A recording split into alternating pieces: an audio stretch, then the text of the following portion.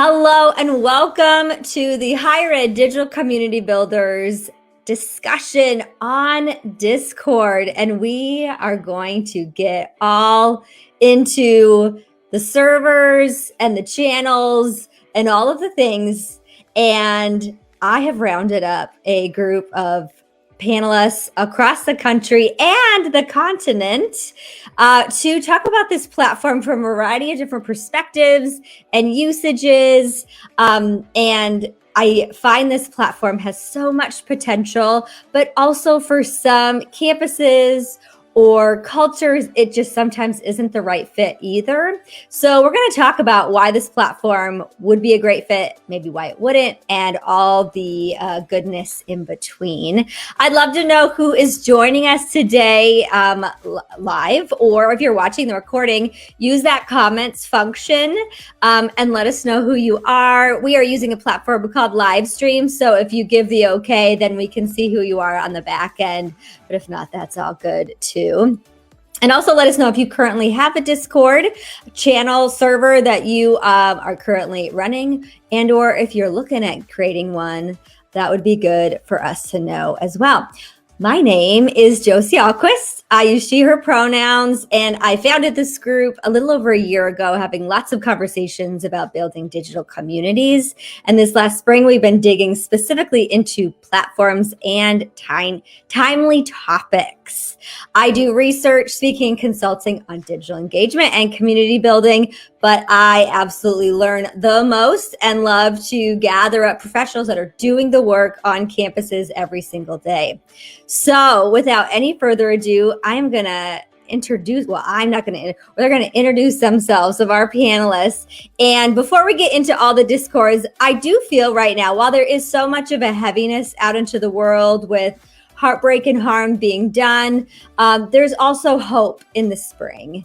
And the summer is coming, and we have so many ideas of what summer and breaks are supposed to be. So I would love to hear from the panelists. Let us know who you are, where you're logging in from, what you do. What is something that is maybe a staple of your summer that you are sure hoping that you might somehow be able to integrate in the coming months? So Benny, let's start with you. Yeah, thank you. So my name is Benny Balderrama. I use he, him, his pronouns. I am the program manager of student life at Bakersfield College. And summer staple, I'm just used to having a summer vacation, mini vacation. So hopefully I could do a small travel somewhere, try to be normal again, but we'll see how things go. But finally got tired of staying in my house, so I need to go out. Breaking out. All right, great to have you. And Shauna. Hi everyone, I'm Shauna. I use she, her pronouns. I am the student life coordinator at Lake Tahoe Community College, and I'm looking forward to climbing and trail running in my backyard all summer. So I've been itching away, trying to find spots that aren't snowy right now to get outside. So I'm looking forward to summer. And y'all got a lot of snow this year. So, okay. And finally, Day. Hi, everybody. I'm Day. I live in London, Ontario in Canada, which is almost the southernmost part of Canada. So the weather's very similar to the Northeast US. So it snowed here too, but it did melt, thankfully. I am the manager of undergraduate recruitment at Western University. And what I'm really looking forward to this summer is a week away at a cottage by one of the Great Lakes with my husband, my son, and one of our close friends. So I'm really hoping we can do that this summer. Oh, fingers crossed for you. And to share a little bit of something I'm looking forward to, which is not a staple, but maybe it's going to be. I didn't think this would enter my life until I was in my 50s, but I just turned 40, and so why not? We are renting an RV for a month. We are stopping in Tahoe, so maybe we can go on a little hike there, Shauna, and all through the West. And again, just hopefully all things stay well in the world enough for us to go on that adventure. Okay, so let's get into Discord. And as a facilitator of this panel, I will self-reveal that I am a lurker. I am a explorer, a user, and an advocate for this platform, but I have never managed a server.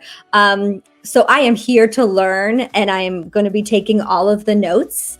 And also for those that are tuning in live or watching the recording, feel free to add reactions and comments and questions in the chat. And if they fit in, I'll bring them up. If not, we'll wait till the end to get to them. So as we start to dig into Discord, when did you first happen upon this platform? And so we all know how difficult it is to describe what we do for a living to like parents or family. So how would you describe Discord to someone that's never been on it? And Day, would you like to start this one? Oh, okay. I'll give it a shot. So I think my first exposure to Discord was last year when we tried to start playing D&D regularly as a friend group. And we were using Discord, like the voice channels, to communicate while we were playing. So this was a pandemic discovery for me. And then professionally, I work with high school students. My job is to recruit them. And I started hearing more and more a conversation about Discord. I'm like, how are students using Discord for, researching universities and communicating with each other?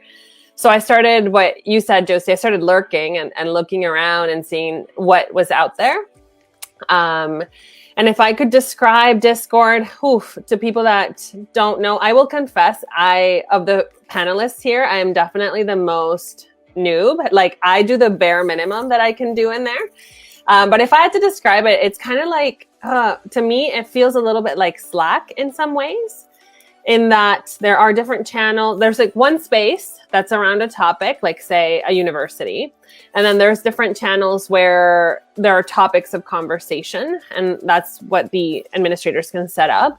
And then there are also some kind of voice channels. But everything, to me at least, feels a little bit more confusing than it does on Slack. And that's what tells me that it's perfect for my audience, because they're much younger than me. So that's how I would describe it from like a almost newbie perspective here. Well, I appreciate the self-awareness. I think a lot of people tuning in are probably also very new or lost half the time. And maybe that is just digital communication management as we sort ourselves out throughout the way. Benny, when did you happen on Discord and how would you describe it? Yeah, so I've been on Discord since 2016. And it's probably like a different story than many of you. So I do watch a lot of Twitch streams and YouTube streams, YouTube videos. And one of the content creators I watch decided to make a Discord for the community. So this back in 2016, I'm just a watcher, I'm a lurker. We joined it. It was a cool new platform. He just wanted a community for all those likes, subscribers, followers, all in one place. And throughout the years, I would just end up becoming a moderator for him, becoming an administrator for him. And now at this point, me and another moderator kind of really just run and manage his Discord on a daily basis. So everything I have learned throughout the years, I have put into the higher education model. So if I start talking, I might be bouncing back from personal Discord to higher education Discords. If I get confusing, please stop me. But I've really just had to grow with the platform, so I have that benefit of I've already have 5 years experience. So, but I think it's grown a lot, and within the past year, especially for COVID, Discord has really taken a big step forward, launching a whole bunch of stuff at us, stuff I didn't think we would get in this time. So I'm very well versed just because my content creator demands it. So we always make sure we know what the new features are, what we could do with our community nights or forums or Q&As or whatever we want to do. So yeah, just started off as a watcher and now I'm an administrator. Well, it's always interesting and important to know, where did this platform come from? And at least before. So we've known it as a gaming community, but also in content creators, YouTubers. There's even a lot of individuals on Patreon that will also connect a Discord to build a community in addition to their Patreon. So having that understanding so we can look at other best practices in other places, knowing that higher ed is brand new baby to this platform. So we got to learn elsewhere. Okay, Shauna. Yeah, so I discovered Discord when the pandemic started. I was creating social media platforms for my department since I haven't had any. And so what I did was I went ahead and developed a Discord, Instagram, those common types of media. And it really, was spurred from wanting to create a community for my students and a place for them to easily access answers, to socialize. And we were also looking for ways to host game nights that made sense. And so it was one of the other big factors was that we wanted to host an Among Us tournament and we weren't sure what platform to do it in. And so we decided to run with Discord as a way to host it because you can split teams between channels and everyone can join on their phone. So it's pretty accessible for most students. And that's kind of where ours spurred from. And to me, Discord is kind of like a mixed media platform. It has the ability for messaging and streaming and voice and video. You can create music bots. I mean, there's tons and tons of stuff that you can do within those channels, and you can make them all specific to certain things. Like we have ask a question channels, and we have gaming channels, and we have study channels, and we even have kind of a welcome and rules channel to say, hey, these are what you're agreeing to when you come in here. Don't be a jerk, like have fun. This is your place to build your community. And so we've kind of utilized a bunch of different things. And I also have meetings with my assistant in there all the time. We actually like it more than Zoom. And so it's really nice because we can stream to each other and show each other our screens because we've all been working remotely. And so we've kind of adopted it as my department's work practice as well. So yeah. That is such a great descriptor of a multimedia all in one place. So we are already using some terminology that some folks may not be familiar with or to discern what is what. Because we don't have slides right now or we're not going to visually show the platform. Maybe after, if y'all would be willing to maybe share a screenshot of what your channel looks like, that might help bring some visuals to light. But what are some of the differences and doodads in the platform from what is the difference between a channel and a server? And again, some of these different components that might help ground the rest of our conversation as we think about terminology and function. And whoever would like to kind of contribute, just unmute yourself. I'll just do like a baseline, simple explanation from my understanding. So the server is what you connect to, and the channel is what you join. So the channel invites you and brings you into the server, and then there are the channels that are set up according to what the server host is looking to have, basically. Awesome. Yeah, it's really simple like that. Just think of the server as the place you're going to go to, and then the channels are just going to split it up. And the way we use it is just to have different topics. So we have a sports channel, a food channel, and so on and such.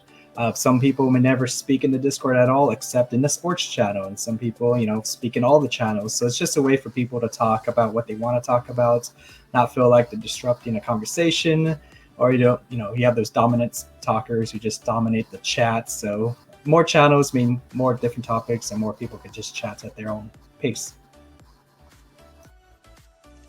Great. And so a little visually, as we think about Slack or Teams, you might see some of those patterns, but also it's probably more common to see avatars in here. Are you finding students using real names, or because in many other channels, it's not, like we also had a conversation about Reddit, and I shared what my Reddit username, which I'm really proud of. Are you finding, what's kind of the culture within that college students are entering in as they're in their personhoods, but in their avatar usernames that one might want to be prepared for? I'll start here, and I'll start because I'm active in two different servers. One is Western University's overall for current students and prospective students, and an Ontario University's server. So it's for all of the universities in this province. Most people are anonymous. They tell each other to be anonymous, especially if they're discussing courses or profs. And the pictures are not them. Like I have often made assumptions about, who they are and where they're from based on a name or an avatar. And then it changes the next day and it's a completely different person. And I'm like, wait, have I been communicating with you? I don't remember. So I have found it very anonymous, and I think they also protect that, like their identity, at least from the perspective I've been operating in. The way that I'm in there, I don't know if we're going to get to this or not, but basically I'm in there as an official presence on behalf of the university's admissions office. I'm also anonymous, and I have my own channel. It's like an AMA for admissions channel, and it's very protected in there. It's the only topic they can ask about is admissions for Western.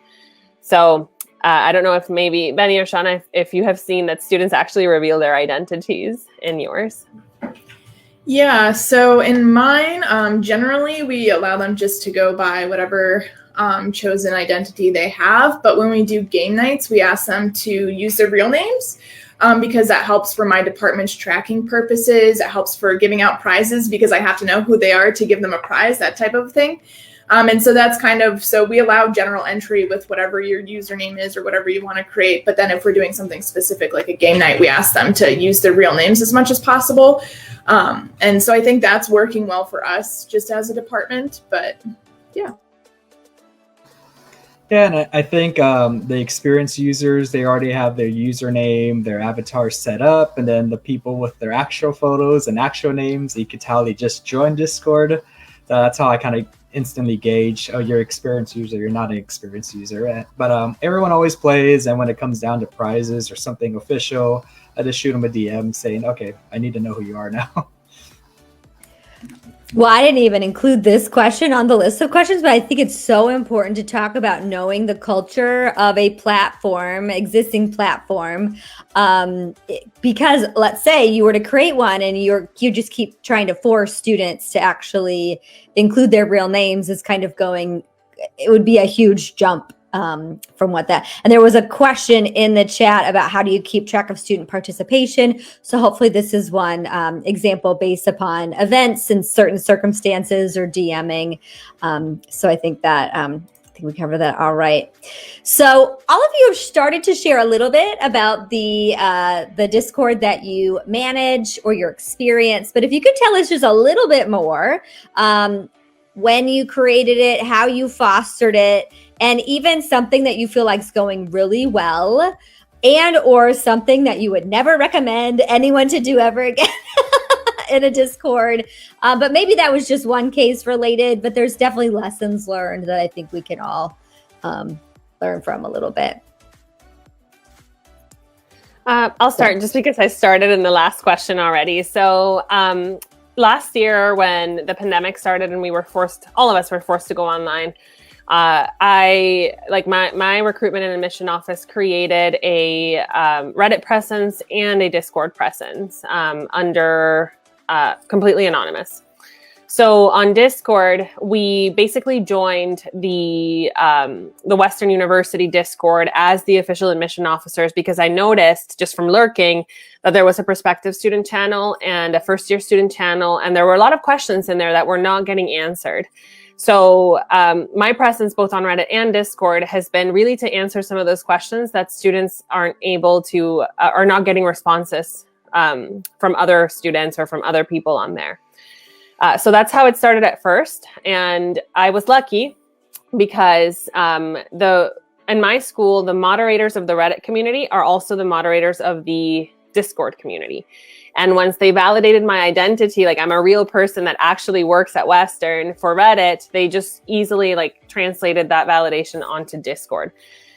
For this year, we were thinking, I saw many of you in the comments saying you're looking to create your own for the incoming class. We wanted to do the same thing. So I went to the mods, the moderators of the hosts of the server, and I asked, so what do you guys recommend if I want to create my own Discord? And they were like, oh boy, if you want to create your own Discord, you're going to need 24/7 monitoring. You're going to need this set of community rules. You're going to need this, and this. And it intimidated me so much that I was like, I'll just continue on as like an AMA channel, like a presence on the Western Discord. So based on that advice from them, like they're very experienced moderators. Many of them are students that have been doing this community moderation for 4 years, 5 years as their students here. If they think that it needs 24/7 moderation, I was not prepared to put in that kind of staffing and resources. And I think my advice would be find the people doing that work for your institution already and try to partner with them because they're already doing it, right? And try to establish official presence through some accounts and some channels, but that moderation you cannot do on your own.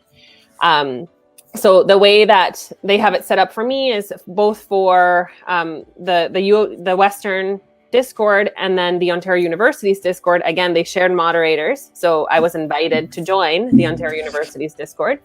I have my own channel that's just for me. Nobody else is in there, and it's a ton of questions from students that can't reach us on the phone this year because we're not in the office or they're not getting a quick enough response from our email, etc. So my participation is like that. It's sort of peripheral, and I think this would be like what I would call the entry level participation in terms of if you want a presence on Discord. And for us, it's been really effective because students really respect the official channel. They're respectful, they're polite. They don't use full sentences, but I mean, it's Discord. But, you know, it's question, answer, and they go and they have their banter on different channels. I appreciate that note, which is probably a lesson that your students reminded you that could be carried into every single digital community and social media channel is, do you have the bandwidth, the capacity to keep an eye on this? As often, I think Discord especially has some off-hour activity, though. And so just to clarify, there was already a Discord for Western that students created. Yeah. Okay. Because we might have some listening that don't think there is or don't know if there. How would you find out if there already is a community? So I found out about the communities I'm in 2 ways. One is I searched for it, and I promise you this is embarrassing, but every time I open Discord, I'm like, how do I do this? Where do I look for what? It's sort of intuitive, but like, this is how I can tell I'm getting old. I'm like, where's the search? And what is this? So I looked for it and it showed up. The second Discord I'm a part of, I saw people talking about it on Reddit, and I clicked on it and it brought me there. So, you know, the foundation to all of this is pay attention to what people are saying in other channels, because students are gravitating toward Discord and they will put their little invite links in other communities. So you either search or you're paying attention to other channels to find the existing communities. Mm-hmm. Great. Thank you. Ask around and look around. Okay, Benny, Shauna, you want to share what you have been up to and lessons learned? Yeah, and going up with what Day said, yeah, they speak a different language. I'm fortunate to soak it up for the past 5 years, so I could speak their language, I could understand. But I know to higher ed officials, that red flag, that siren is going to go off in their heads when they see the way how they talk to each other, what they say. And half the time I just have to think, oh my God, if my boss saw this, he'll be freaking out. His student conduct self would be rising up right now. So they have a very specific language, very specific way they talk to each other. So keep that in mind. They're more true to themselves, but it's definitely a jolt if you're not used to it. And full, complete sentences do not exist. Memes are the new language, so please keep up with your memes. But I know I see some comments in the chat and I wanted to address some. I know someone was asking about keeping track of student engagement. Multiple ways to do that. You could have a third-party bot in your Discord that just keeps track of people's engagement. So every time they type, they get a point. And a lot of people just like having more points than others. So if you have like 500 points, you talk the most and so on and so forth. And for the bigger Discords and verified and partner Discords, so like for my content creator, we get extra features. So we get a community feature, and that gives us actual server insights. So we could see how many people have been entering our Discord. We could see how many people entered and actually started talking after the fact. We could see how many channels are being used, how many minutes the voice channels are being used. So if your Discord is able to get verified, or if you get big enough to get those features, it's a data analysis dream. So you could get all the server insights that you do want. So there is a way to keep track. So I know a lot of people have always asked that. It is a newer feature. So I would say if you're into that, to just grow it, get verified, and you can have access to all of that. But going back to it, just learn from your students, ask them what they want, how they use it. I found out about all the Discords on our campus just because I mentioned I was going to make a Discord, and all of my student government officers say, oh yeah, STEM already has a Discord, or this club already has a Discord. I'm like, okay, I figured they were around. So what I've been trying to do is, with my official Discord for the Student Life office, I made a channel where I just list everyone else's Discords. So I ask them, hey, STEM departments, hey, Japanese Culture Club, do you guys mind if I list your server and put your invites in ours? So if anyone finds our official server, they could go to this channel with everybody's Discord. So it makes it easy. It's still one place, one-stop shop for everyone. But if someone's interested in joining the math club, they could just do so by coming to ours and finding the math club link. That's great to have a hub of what we always wish our websites would be, or directories. And then again, a theme is get feedback from students. If there already are channels out there, or your best place in those spaces. So let's hear from Shauna. Yeah, so our Discord is actually set up with you start here, and then you go through the rules, and then you can kind of click into the different channels once you've kind of said, hey, I agree to this stuff, and then you go from there. And so, like I was saying, we have a setup that's ambassador support. So ambassadors are student employees who help other students. And so we have channels for that. We have general channels with announcement memes, and then a general voice channel where I have my employees kind of monitoring. And then we also have our events channels. And unlike Bakersfield, unlike Benny here, our clubs don't have Discords. But what I have done is I've listed, here's all the contact info, here's who you can talk to in different areas, so that way they can see these are the offerings that we do have at the institution.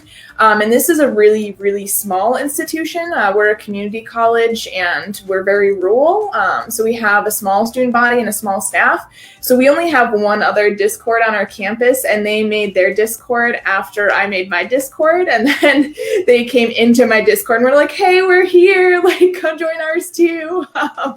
So that's kind of how that worked. They knew that I had mine, and so they started theirs. And that's kind of what it's looked like for us over here.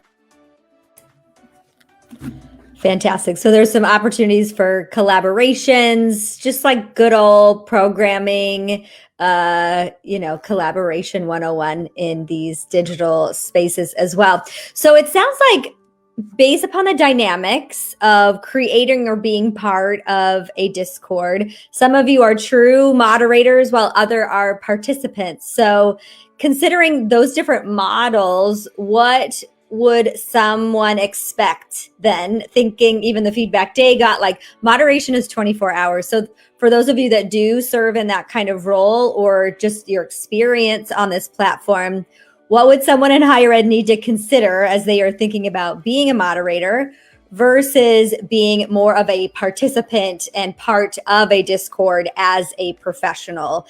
And you could actually answer both, because there's even dynamics about how a quote unquote adult would show up in a space that is still within that culture context of this really specific platform. I'll begin. So with the moderating thing, it varies from Discord to Discord. I could tell you, so one of the Discords I moderate for, we have 5,000 plus members, and with COVID, took a lot out of our moderators, so it's just been 2 of us for the past year moderating the entire server. It's easy, it's cake. The community moderates itself, and I am lucky enough to say my school Discord, they're angels. It's the easiest Discord I've ever moderated in my life. So they even sometimes run memes past me first, asking if they could post this. And a lot of the times I say yes, and sometimes I say this is good for Discord, but probably not for, where my boss could see. So don't post that. But I think it comes down to the expectations and how your server reacts, because I'm happy to have really tame, wholesome servers. But I also have moderated servers where the YouTuber has just put the link out to the world, and everyone and their mom has joined. And I could tell you it was about 2 to 3 weeks of just us moderators stomping out people, banning people, kicking people.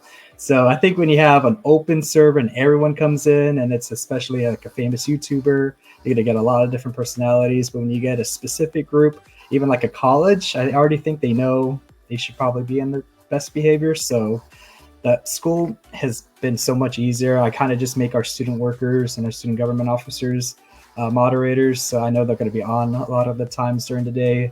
I pop in, I see if everything's going fine, and I leave. Even with my other servers, I'm a little more active just because I keep up with the community. But a lot of the times they tag me if something is going wrong, or they ping me if someone broke the rules, if someone's spamming, they tag me and we immediately come in and deal with it. So I'm not on 24/7, but I know the community is going to police and watch itself. So don't be afraid of moderating. I think it just comes down to setting the standard and then following it. Because again, I have wholesome communities. I am lucky, but I have seen extremely toxic communities. And sometimes the moderators are 14, 15-year-olds. So think about how a 14, 15-year-old will act and think.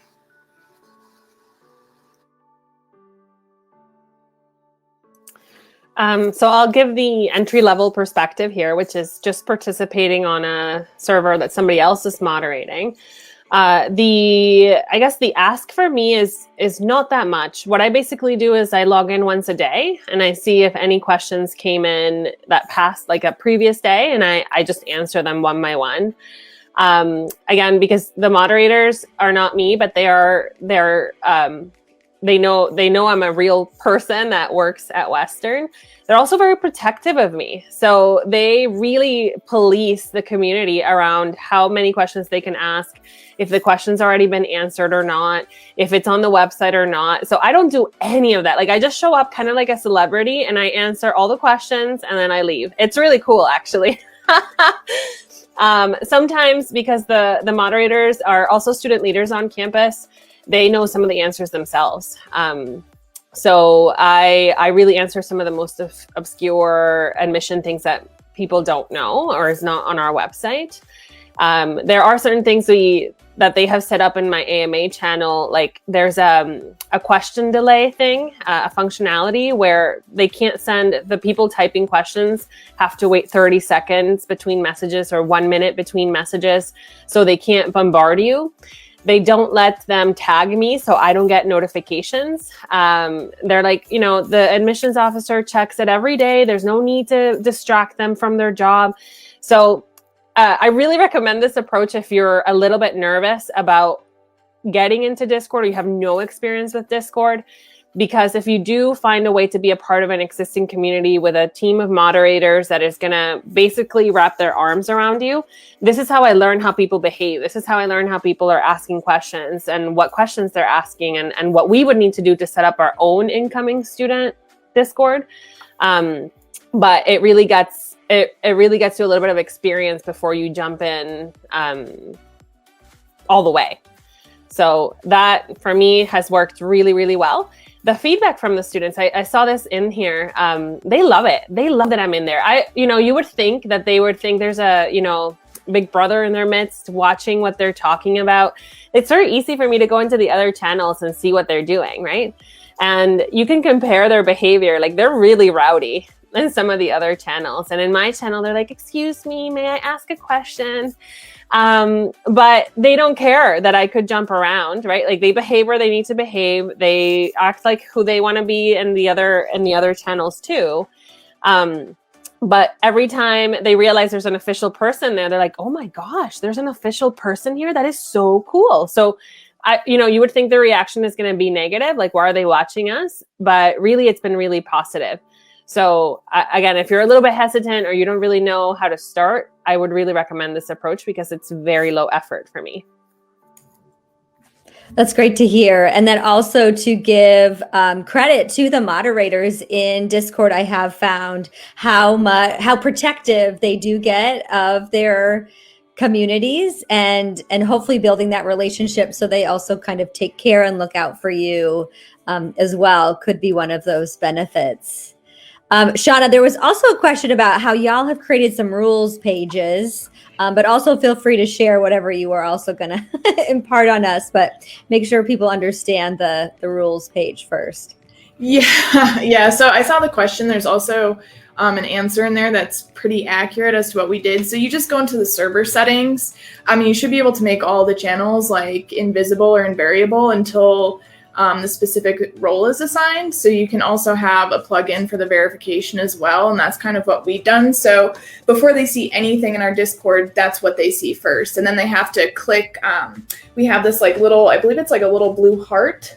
Yeah, it's like a little blue heart, and you click into that, and that's what will open the channels. That's saying you've consented to our community agreements and that you can then come in. As for moderation, what that looks like, my assistant is actually my moderator for my Discord, and I just pop in there and check that everything looks good. And my student leaders are the ones in there answering questions and talking to students.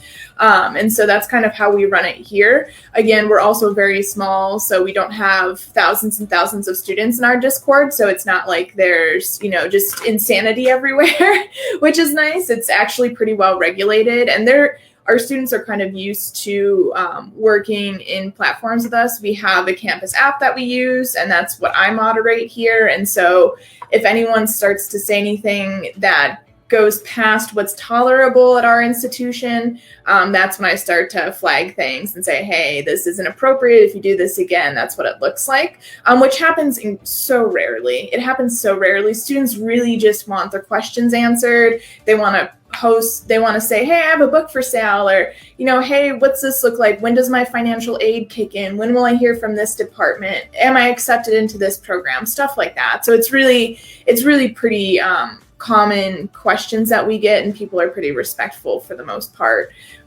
We've had very, very rare instances where people go way off to an area they should not be talking about in public. So we've been fortunate, but what we typically do is we'll flag it, and we'll have a side conversation that no one else can see that's private, saying, hey, we saw you posted this, like, please be respectful. These are our community agreements. Review them if you need to. If we see it again, that's when we say, hey, you've crossed a line yet again. We are going to remove you from whatever place that is, whether that's Discord or our campus app.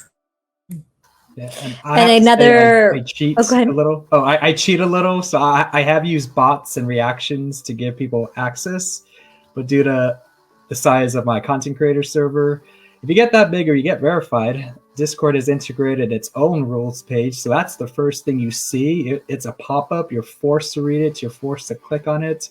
So it's an incentive to grow your server and get verified. So Discord is adding questions and multiple choice stuff you could add into the rules section. So you could have students write a paragraph about why they want to join. So some tips and tricks.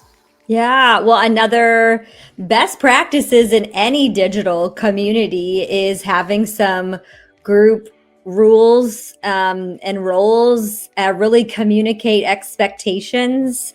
In Facebook groups, you can set up questions beforehand. That's about it. But it seems like Discord, you even have a little bit more on the back end and communication ways. I also wanted to bring up one other question before we continue on, as Benny, you shared how, if you just send out the Discord link, that could get passed around, and then but everyone's anonymous coming in. So how do you ensure that the right people are coming in? Are there some of those rules or some, like parameters or filters? So then you do allow for people being anonymous, but in the back end, before you let them in, this person is in the right place. We don't just have a whole bunch of parents in our Discord or something. So if anyone, that could just be like a quick answer on that one that was asked in the chat. Yeah, so unfortunately you can't like just have your college email address be the only address accepted in. So what I've been telling people, if you're a tiny college, you're lucky. You probably can have a student worker just, filter everyone in one by one. Mine is almost 40,000 students, so no way I am ever going to do that. So the ways I thought about it is if they really want access to like a student only section, then they have to react or they have to let me know to become a student. So we do have a student only chat and we have an open community member chat. So I know their friends have joined, like non-students, their friends have joined because they want to play Among Us with us or they're actually interested in coming to the college. So I know for a fact we do have people, non-students in our server. But I always say if you want to attend the student only events, get that student role, get that student permission so you can come and play with us. And the students know if they're in the student section, they can speak freely, and a community member, a parent, or whoever won't be able to see it because you can block access within Discord. It's a lot more technical, so I could do that talk on the side, but you can block access for many different people and many different channels. So that's one way I took my approach. So for us, my advertisement and communication of Discord only goes to student email. And that seemed to work pretty well for us. We haven't had a ton of community folks interested, but the community here also, again, is very rural. It's a little older, so that's a little less of a worry for us here. And so whenever I send out an email blast, it's only going to currently enrolled students. And so that helps kind of pare down who will be seeing the actual messaging. It's not widely broadcast amongst like the entire community, just because I don't want it to turn into, oh my gosh, now we have the entire community and all of the students in here. It's really just meant for students who have questions and who want to do game nights with us.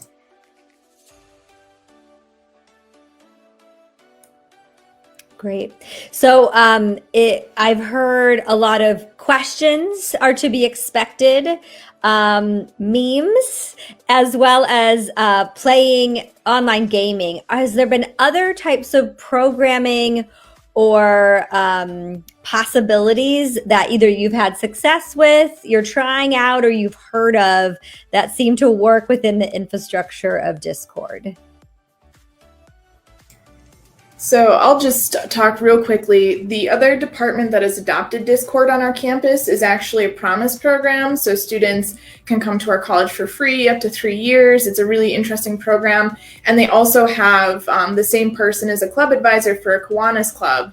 And so what's nice about that for her is that she has a set amount of students in each of her cohorts along with her club. And so she can target messaging to everyone in those cohorts through Discord. And it's a really nice way for her to say, hey, just so you know, alert, your quarterly X, Y, and Z is due at this time. Hey, it's time to meet with your advisors. And so it's a really nice way to just mass message the people in her channels, but also to have, here's what our program looks like. Here's all of what you have to do to join. Here's our application. And she's set up kind of different channels for those different things.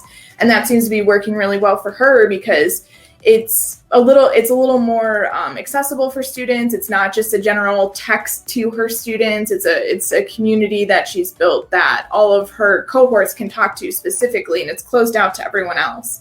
So it's really just to foster her program, which I find very interesting and I think works very well in that sense. So if you have a program that you're a director of or coordinator of, it might make sense to build a community in Discord because you can house all of your information in there and then you can build your community within that. And that's retention rates are better when you do those things. So it's just something to consider if you're one of those people.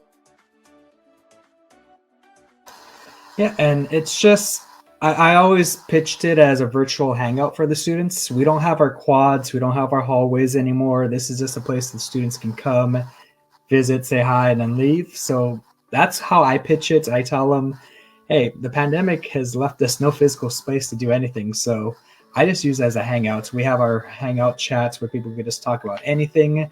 But also we do games. We have done karaoke. We have music nights with the help of bots. I have my own office chat, so students know they could come to my office and ask me questions. And we have done study channel study chat channels. So when finals were coming around, if people needed a dedicated space to study with each other, so it would just be, math 1A, biology 101 or something. So we would offer that space, but I know a lot of more students are making their own servers, making their own groups, which is great. I know they're surviving on their own, but we are giving them that option and just making sure I'm asking them what their needs are. And right now, they're tired of social media. They're tired of their emails. So I try not to tag them at all in the server. I tell them I'm not going to bombard you with information. I'm going to try to keep this your space, because we have a problem when we meet the students where they're at. That usually means we come to their space, we take over it, and we abuse it. So I am desperately trying to keep that from happening. I do have one announcement channel where I will post major announcements. I don't tag, but people know if they need to see any updates, any notifications, they could just go into that channel and see what I posted. See if we have a lecture happening or graduation plans have changed. I will post in that channel so they can see that. But other than that, I let it go freely. I rarely have ever stepped in, because I know this is their last space they could be themselves. And the last thing I want to do is just drive them away from it. This conversation is so important for administrators to hear in many different digital spaces, but especially this one, resisting the urge to take over and to try to change some of the culture of Discord. Shauna, you also meant, and my mic's really excited and agrees with me.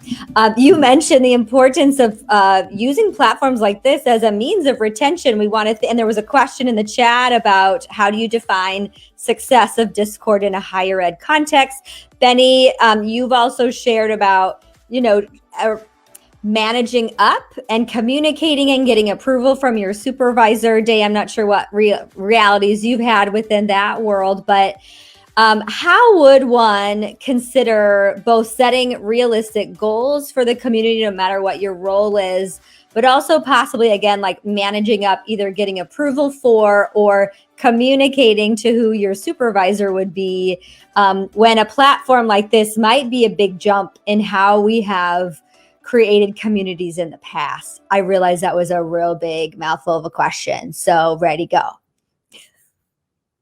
So the approach I took, I was trying to make a Discord before the pandemic for the college. And when I first pitched it, my boss just thought, oh, this is a breeding ground for cyberbullying. Really don't want it. I'm like, okay, great.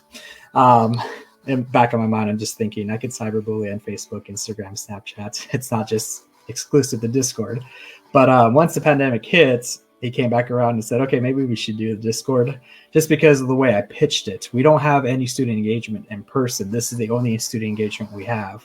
We only could do so many Zoom events before they get tired of Zoom. They start hating Zoom. If you're in Discord, you see all the jokes about Zooms or Teams or anything.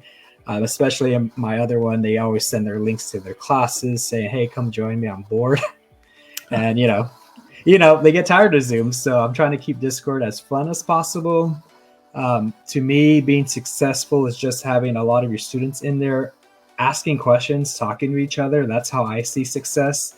They're just treating it as an open, playground, courtyard, quad, or whatever you want to call it.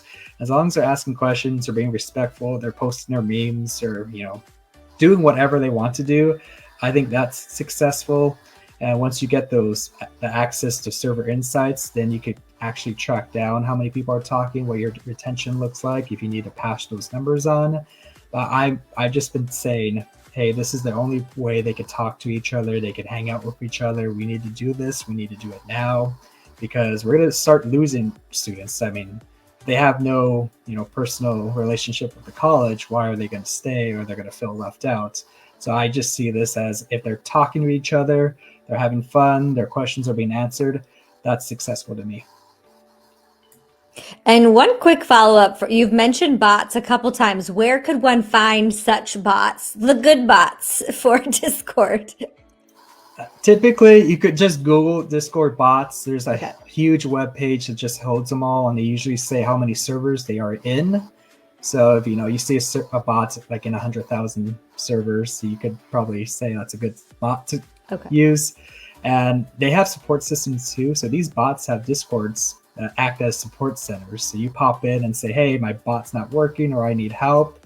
And it's just like if you called customer service and they come and try to help you answer your questions and then leave. So play around with the bots. Great, thank you. Oh, Shauna, you can go ahead. Oh no, it happened. Classic unmute at the same time.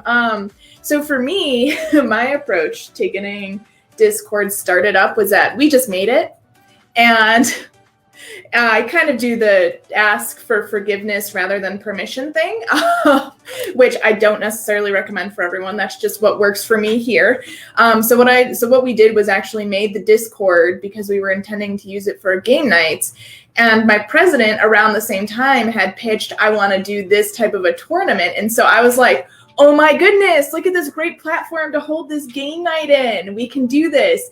And so I had him create an account and join our Discord, and we did a run through of the game in the Discord, and he really liked how it went, because once we got him in there, it was pretty easy to be like, go here. And then from there, it's fairly intuitive when you join like a voice channel to turn on your video, to live stream, to share what's happening. And so that's kind of how we went about it. And that worked really well for us.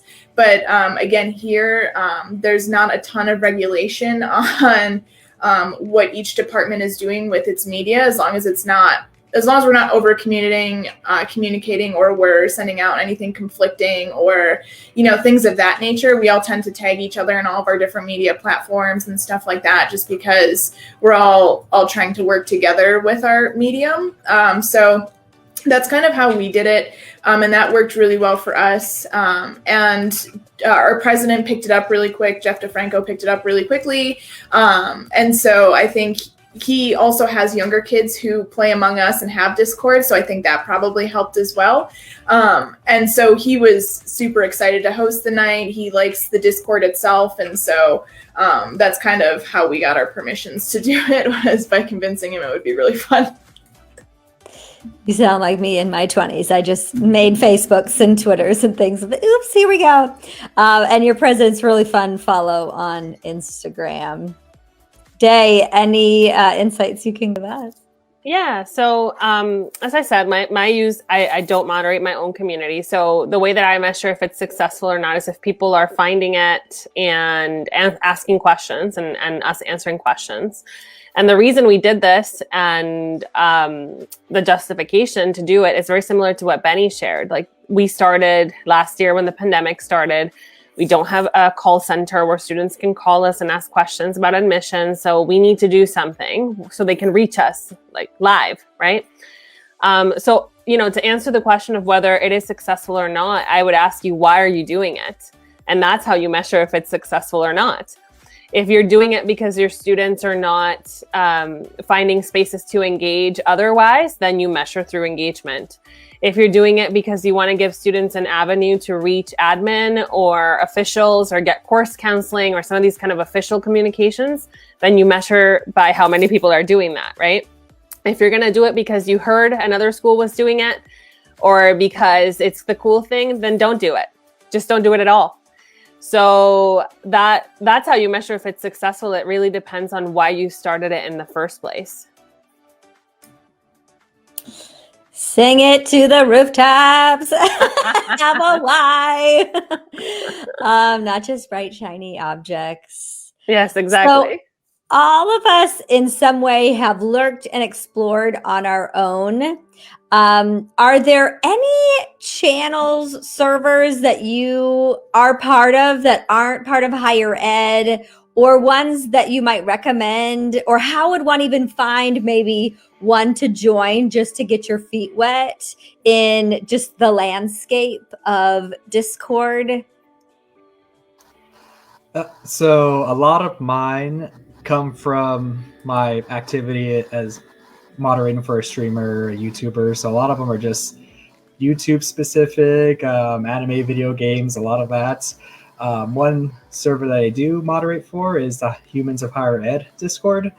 So all of them, I know they like to do their podcast and live streaming, and the three of us mods pitched at doing a Discord. So we do have our own Humans of Higher Ed Discord.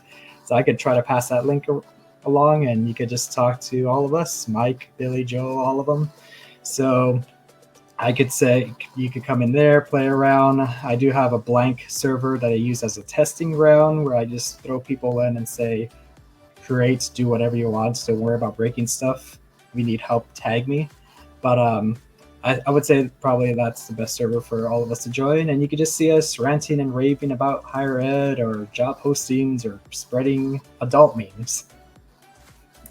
I did not realize Humans of Higher Ed had a Discord. That would be a great one. Again, it's very going to be sarcastic humor in that space. Not, there'll be professional development in a different angle. So, Day, Shauna, any that you might recommend or how to find some servers to explore on? As I said, I am a total noob. I only do this for work. I open the app when I got to answer my questions. So I'm going to be joining this Humans of Higher Ed one here too. I will be too, funnily enough. Yeah, well, as having our Discord and getting that set up and running, and then beyond that, I haven't had the time to really go explore more than that. But I do intend to, since it's a platform that seems to be working pretty well for us. Awesome. Well, we'll make sure to share that link in the chat, and there's just going to be a flood of new people from this community over. So if anyone else has a burning question, feel free to add it in the chat. Our panelists can always jump in after to react to it. Is there anything else that you really feel like higher ed should know about this platform, and specifically with the intent of building a digital community I'll jump in here because I think Benny did say it a bit. You cannot be your corporate self in this space. If I could say one thing, even if you are the entry level like me, I do not write on Discord as I would write in an email or in a different conversation with the students. One of the other rules I set for myself is I am there to answer their questions. I am not there to promote my events or send them links to sign up for things. And again, this is very different than like Benny and Shauna and the communities they manage, right? So know your role in the space, respect what your role is within each channel maybe, and don't try to cross those lines because they will eat you alive if you do. That's my advice. Yeah, I would say expect the unexpected. Like I mentioned before, some of these servers, their moderators are only 15, 16-year-olds. The content creator, the YouTuber might just say, hey, you're active or you're always like following me. I want to make you a moderator, not knowing who they are, what their age is. So keep in mind, I saw, I don't know if it was on this Facebook page or someone else's, but they're on Reddit and the moderator just banned them or blocked them.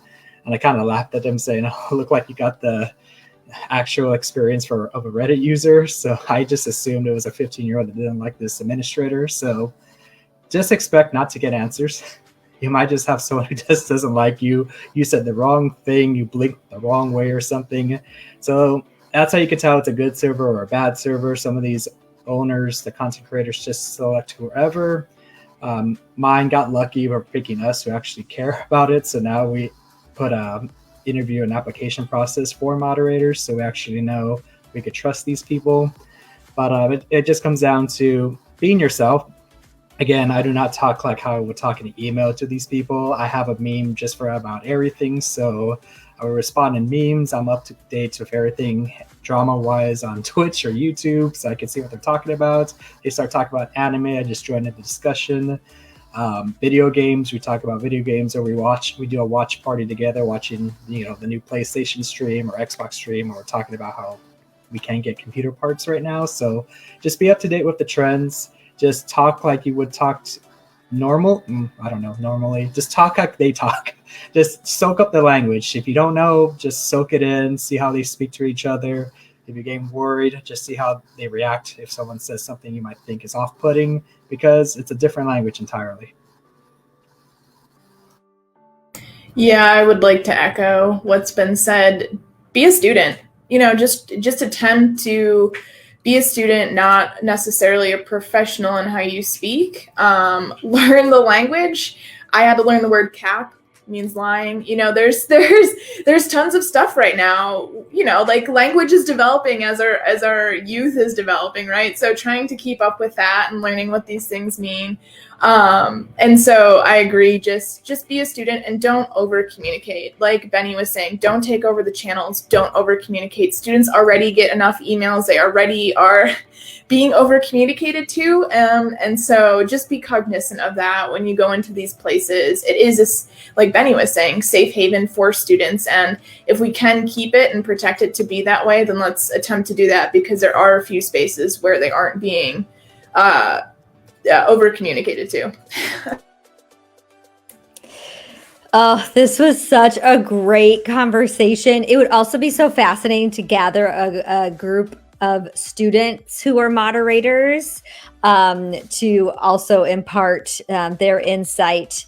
It seems like we really need to step into the space with eyes wide open, with opportunities, but also not taking ourselves too seriously, but knowing the opportunities on this platform and how we need to have strategy like any other place, but especially this platform, knowing its quirks and to celebrate those and not to be scared of those either. And then again, collaborate like crazy. You may not need to create your own.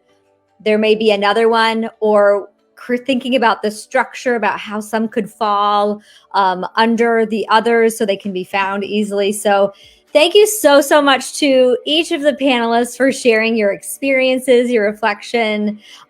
So very helpful. Someone in the channel just shared, my 17-year-old kid has been a mod since they were 15. So honestly, I would say your homework is to, if you're thinking about creating a channel, you've heard from some pros, go talk to those that you would want to be part of the server, which if it's on the admissions side, 16, 17, 18-year-olds, if it's college, whatever that demographic is, talk to them specifically to start to get those ideas and feedback in reality. Thank you again to the panelists, and I hope you all have a very nice weekend or wherever this finds you, and we'll see you next time.